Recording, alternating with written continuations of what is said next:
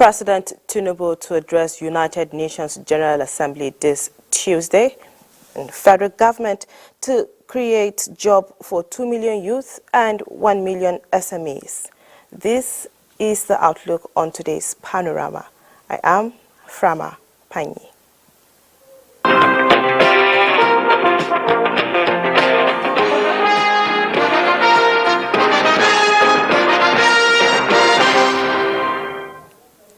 We begin with reports from New York.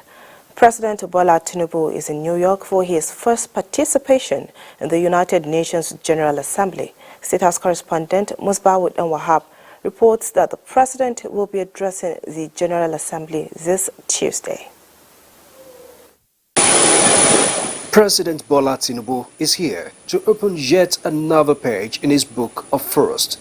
The significance is not only in joining the largest annual gathering of world leaders and high-ranking diplomats, but coming at the first full-scale physical gathering since COVID-19 disruption. Coming with a leaner but formidable team, the president is scheduled to address the General Assembly on Tuesday, same day with U.S. President Joe Biden to restate Nigeria's position on the global commitments. His Excellency President Bola Ahmed Tinubu is someone who is absolutely determined to ensure that he gets the best out of every engagement for the sake of the Nigerian economy and the Nigerian people. And this is why his economic development diplomatic drive is going full steam ahead here in New York during the United Nations General Assembly. Apart from bilateral and multilateral meetings, President Tinubu is equally expected to meet with some counterparts. What is going to be at the forefront of the president's thinking is how he can persuade his counterparts to rally their business communities to come to Nigeria with their funds, establish facilities and industries that will massively employ our people and expand our tax revenue base in the country. And then on the other hand, the president is not just content with attracting foreign direct investment to Nigeria. He's also focused on ensuring that a win-win partnership is created with these various countries and companies in such a way that Nigerian MSMEs, that Nigerian large-scale industries, that Nigerian companies can go into these international and foreign markets and have an equal share, a fair share. 2030, the target for the actualization of the 17 Sustainable Development Goals is getting closer, but as against the dream, many countries are being left behind. That's a concern for the world governing body. We really do need a recommitment from all leaders to deliver on the 2015 promise.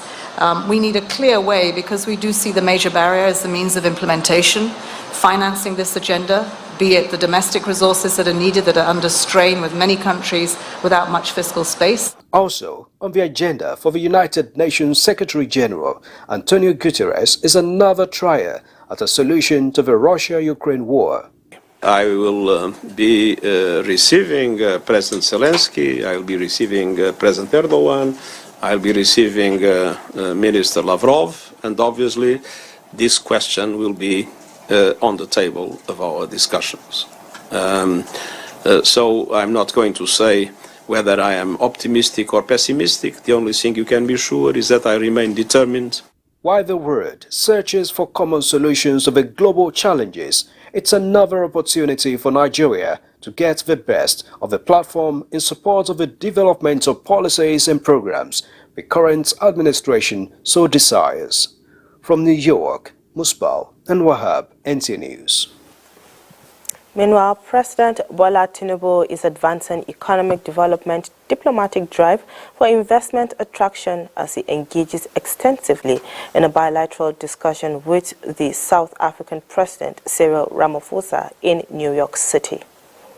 In a statement by the Special Advisor on Media and Publicity, Ajuri Ngelale, President Tinubu asserts that Africa must have a consensus view that the hundreds of billions of dollars spent through international development finance institutions over the years must meet the specific needs of developing democracies in Africa, even if it is done with exclusive regard for their own enlightened self-interest, noting democracy cannot thrive where poverty exists. Referencing Tinubu's quick implementation of what he called brave economic reforms, the South African president agreed that both countries have much more wealth to create together in close and intentional partnership, with each nation leveraging each other's strengths, especially with both countries as big economies on the continent. The South African leader also used the opportunity of the bilateral engagement to extend an invitation to the President Bola Tinubu to visit South Africa, following President Ramaphosa's recent visit to Nigeria as part of effort to deepen economic ties and the broader relationship between both countries. The federal government is charting the way forward for the provision of clean, potable and hygienic water supply for residents in line with Sustainable Development Goal 6 to minimize waterborne diseases and eradicate open defecation. The Minister of Water Resources and Sanitation, Professor Joseph Utsev, dropped this hint at the 6th International Water Conference and Exhibition 2023 in Abeokuta, Ogun State capital. Akim Jimo reports.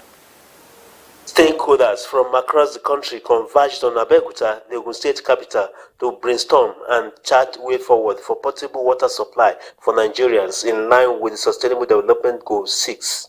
The Minister of Water Resources and Sanitation, Professor Joseph Utsev, and Ogun State Governor Dapo Abiodun, both represented, say government is determined to provide clean and potable water supply for the people to minimize waterborne diseases and eradicate open defecation.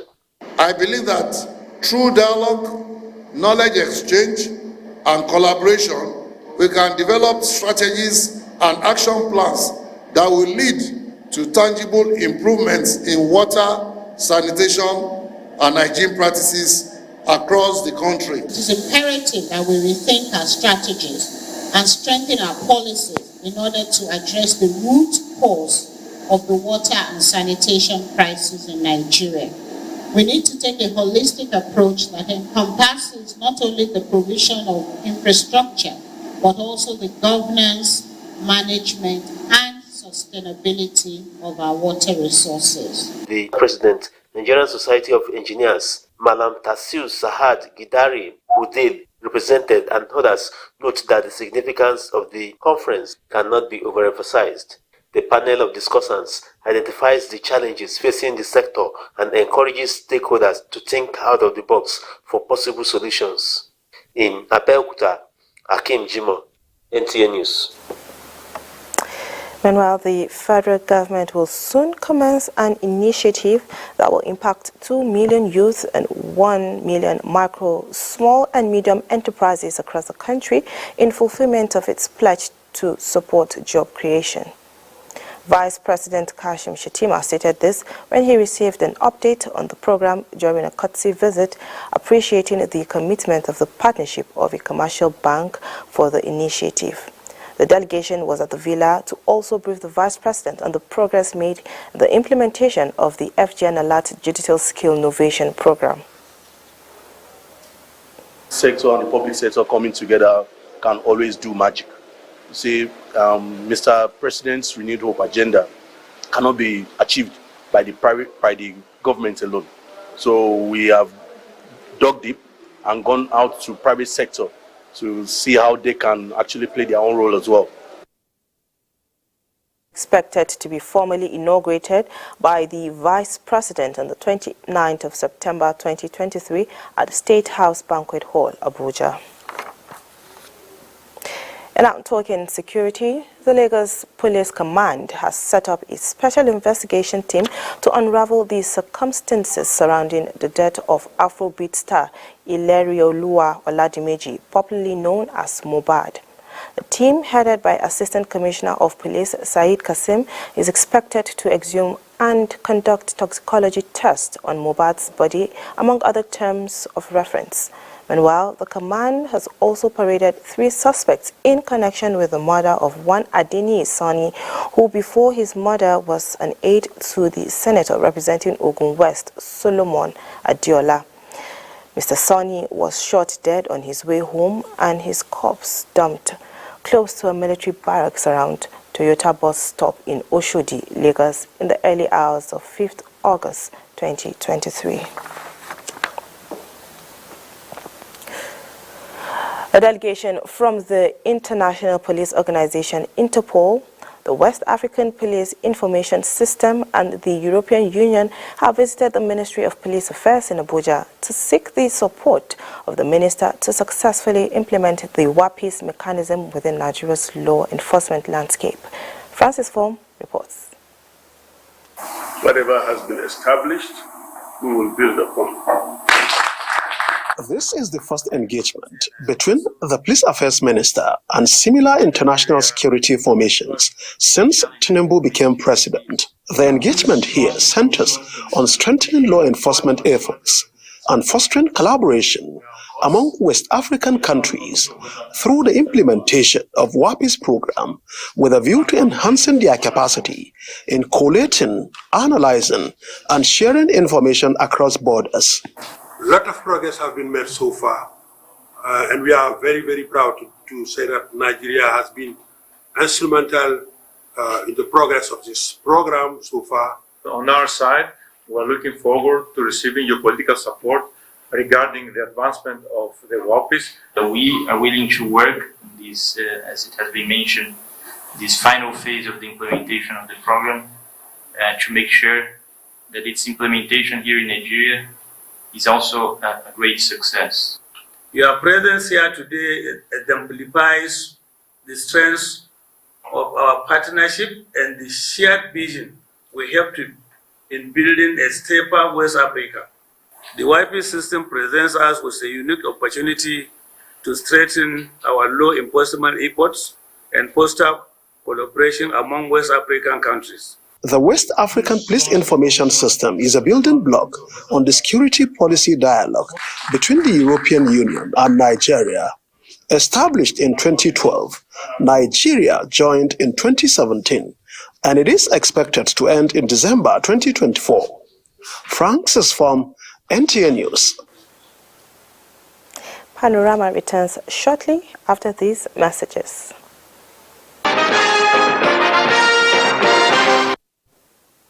Thanks for staying with us. And still talking security, joint troops of the Nigerian Army and personnel of the police have neutralized 3 combatants of the indigenous people of Biafra IPOB and its armed affiliate Eastern Security Network ESN in an encounter that ensued during a clearance operation on Monday 18 September 2023 at Bogoro Forest between Arochukwu and Ohafia local government areas of Abia State. In a statement, the Director of Army Public Relations, Brigadier General Onyema Nwachukwu, says credible surveillance revealed that IPOB and ESN were using the forest as a combat training ground and a base for planning attacks on civilians, security operatives, and government facilities in the state. Several weapons, military camouflage uniforms, and charms were recovered from the camps. In a similar operation, troops in synergy with the Nigeria Police Force acting on credible intelligence busted IPOB and ESN hideout in Ezioha Mbogo in Agu local government area of Enugu State. The armed groups were perfecting plans to enforce the illegal sit-at-home order in the area when troops swooped on them. Members of the public are implored to continue supporting the Nigerian Army and other security agencies with credible information to enhance the fight against terrorism and other criminal activities. Now, the new chairman, Military Pension Board, Air Vice Marshal Paul Irumesan, has assured armed forces retirees of prompt attention on issues relating to entitlements. The chairman Military Pension Board gave the assurance while taking over the mantle of leadership from the outgoing chairman, Rear Admiral Abayomi Sabur Lawal. Until his appointment as the chairman Military Pensions Board, he was the managing director of the Nigerian Air Force Investment Company. To the esteemed veteran, be assured that we are going to serve you better. On my own part, I want to assure them that their welfare will be my priority. Being opportune to work at the board to administer the retirement benefits of our esteemed veterans and the families of the departed ones is more than just a duty. It is a sacred responsibility for which our conscience should be our guide. The Pensions Board is saddled with the responsibility of payment of retirement benefits to retirees and families of deceased officers and soldiers. Now, the House of Representatives says it is prepared to make a great difference in lawmaking, representation and oversight to justify the confidence Nigerians repose in the legislature. The Speaker of the House, Tajuddin Abbas, stated this during a meeting with the United Nations Development Programme and other technical partners. National Assembly correspondent Mitaire Ekwen reports. Members, the clerk of the House. In developing its legislative agenda, the 10th House of Representatives is working with international partners to share best practices in parliamentary reforms towards promoting good governance. Speaker Tajuddin Abbas at this meeting notes that the Green Chamber is working with several parliamentary friendship groups to deepen relations with other parliaments globally, all in a bid to respond effectively to the yearnings and expectations of the citizenry. To us, as the representatives of the people, institution building is the gateway to professionalism, efficiency and productivity. We are committed to ensuring that the 10th House of Representatives can respond to the yearnings and expectations of the citizen. The creation of this program management unit is something that we really welcome. I think to be able to kind of articulate where your priorities lie and to then have a unit that is actually can maybe further expand those and also coordinate the work of the international community along building democratic and accountable institutions that work for Nigerians. And our development priorities are aptly captured in your legislative agenda. Representatives of various development and technical partners will be engaging with relevant committees of the House towards a robust implementation of its legislative agenda. From the National Assembly, Mitaire Ekwen, NTA News. And another development, unremitted revenues in the oil and gas sector in the year 2021 have risen to more than $9.8 billion. This is contained in the 2021 Oil and Gas Industry Report by the Nigeria Extractive Industries Transparency Initiative, NTA. Benny Adams reports. As government look to shove up revenue for development, stakeholders say NTA reports come handy as the searchlights beam to revenue sources. Senate Committee on Petroleum Upstream stand resolute behind NTA in implementing this initiative. The report observed that none of the refineries was operational in 2021, despite spending more than 200 billion naira between 2020 and 2021 on refinery rehabilitation, in addition to the fact that about $1.59 billion of the total revenue was not transferred to the Federation account by the NNPC Limited during the year under review. What are those taxes not paid that FRS should go immediately and collect? NUPRC for the royalties and rents, NDDC levies, transportation revenues, and all kinds of miscellaneous revenues. Revenue withheld includes $722.6 million for NLNG dividend, $871.15 million from domestic crude sales, and $859.583 million as miscellaneous revenue and $286.42 million from export crude sales. Another is 24.332 million and 45.76 million were withheld from transportation revenue and domestic gas proceeds. A 10-year trend analysis of financial flows from the oil and gas sector from 2012 to 2021 showed earnings of $348.63 billion. On crude oil production and exports, the NTA report indicated that total metered crude oil production was 634.60 million barrels, out of which the nation lost 68.47 million barrels to production adjustment, measurement error, theft, and sabotage. In Abuja, Benny Adams, NTA News. Creating an ecosystem that thrives on local fabrication of seagoing vessels and barge operations will equally simplify the process of doing business for owners will go a long way in activating the Ministry of Marine and Blue Economy to deliver gains. Stakeholders, while sharing this view, also want the federal government to address the issue of certification of Nigerian seafarers in order to boost employment in the global market. Michael Olalaye reports.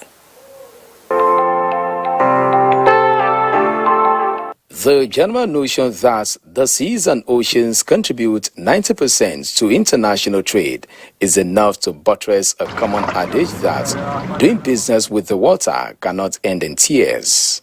Nigeria is not just treading this path, but stakeholders believe the creation of the Marine and Blue Economy Ministry will give room for careful analysis of opportunities and positioning strategically on how well they can be tapped.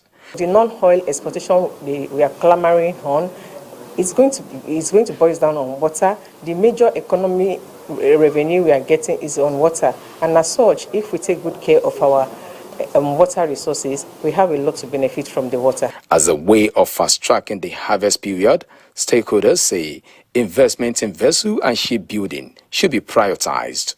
If the government can invest and encourage people to build locally made tugboats and barges that are even seagoing, like we see the Lekki Free Ports now, there is a need for seagoing barges, but because of the costs at which these things are being gotten, you see people don't want to invest. Although the Cabotage Vessel Financing Fund, CVFF, once fully implemented, is projected to increase the number of ships flying the Nigerian flag, and beyond that, there are recommendations on simplifying the process for registration so as to have more seafarers on board ships. If given the opportunity, if cabotage is working, this sea is big enough to employ 5,000 today.